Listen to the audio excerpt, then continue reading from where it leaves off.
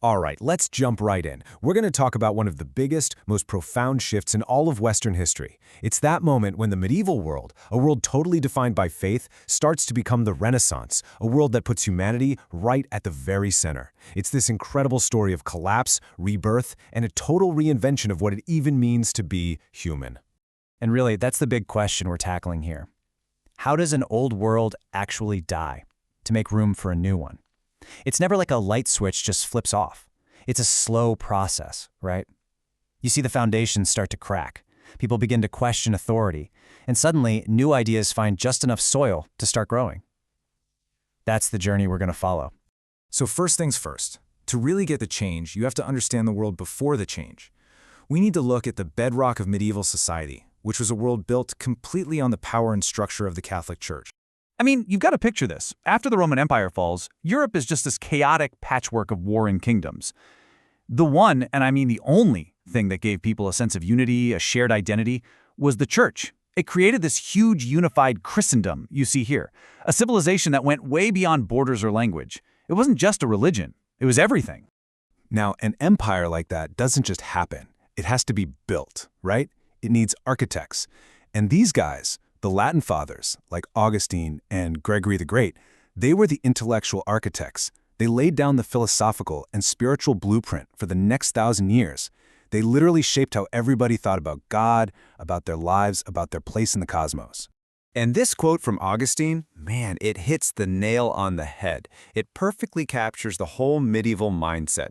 His idea of the city of God was massive. He basically argued that our world, this earthly city we live in, is temporary and full of flaws. It doesn't really matter. The real goal, the whole point, is the afterlife, the heavenly city of God. And that single belief shaped everything, from politics to art. Life was just the prelude. But here's the thing about any structure. No matter how powerful it seems, it can crack. And for the Church, the challenges started coming not just from the outside, but even more dangerously, from within.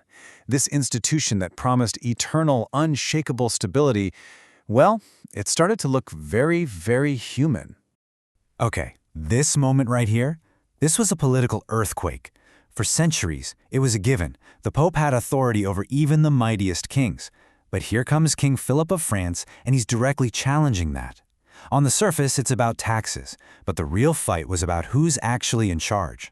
And when Philip's men physically captured Pope Boniface, wow, that was a stunning, shocking message that the power of kings was rising, and fast. And if you thought that was bad, the Church then proceeded to tear itself in two. It's called the Great Schism. For almost 40 years, there were two popes, one in Rome, one in France, and both were claiming to be the one true pope. Nations across Europe had to pick a side. Can you just imagine the crisis of faith for the average person? If the Church itself can't even agree on its leader, who's got the keys to heaven? The damage to its credibility was just catastrophic. So you have all these cracks forming in the old order. But here's the crucial thing. This didn't just create an empty void. It created an opening. An opening for brand new ideas, for new ways of thinking, and for a look back to a time before the medieval world even began. This was the Great Rebirth. And the name itself tells you everything you need to know. Renaissance literally means rebirth. But a rebirth of what exactly? Well, it was a very conscious, very deliberate choice by scholars and artists to rediscover the world of ancient Greece and Rome. They kind of looked at the Middle Ages as this long, gloomy interruption and believed the real genius, the real inspiration, was in the classical past. And a perfect way to see this change in action is to look at education. This was your standard medieval curriculum, the 7 liberal arts. It was all about training theologians and scholars, you know? The main goal was to master logic so you could better understand God's divine plan for the universe. But now, check out the difference. The new humanist educators, like this guy Vittorino, had a totally different objective. They weren't just making scholars. They wanted to create well-rounded people, complete citizens. All of a sudden, the purpose of learning wasn't just about preparing for the next life. It was about preparing for a good, active, and useful life right here on Earth. The focus totally shifts from God to humanity. And this new focus on human potential, it didn't just stay in the classroom. No way. It rippled out and fundamentally changed how people thought about everything, about power, about art, about knowledge itself. It was literally a whole new way of seeing the world. Just look at this debate. On one side, you've got Machiavelli, the ultimate realist, saying power and fear are what keep a ruler in control. On the other, you've got the humanist Erasmus, arguing a prince has a moral duty to his people. But what's truly revolutionary here isn't just their answers, it's the question they're asking. They're not debating what makes a king holy. They're having a secular, human-centered argument about what makes a ruler effective in the real world. Even religious art got a complete makeover. I mean, look at Da Vinci's Last Supper. He's not just illustrating a story from the Bible, he's giving us a profound psychological study of each apostle in that one critical moment of shock and betrayal.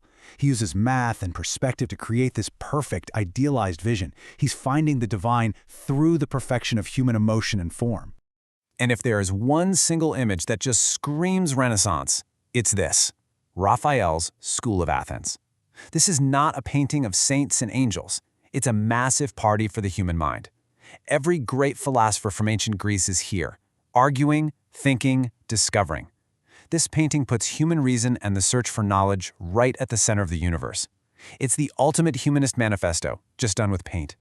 So what poured gasoline on this intellectual fire? What made it all spread so fast? One word: technology. The printing press was the absolute game changer. It was the great accelerator. It meant that these new ideas could spread across Europe with a speed that was just unimaginable before.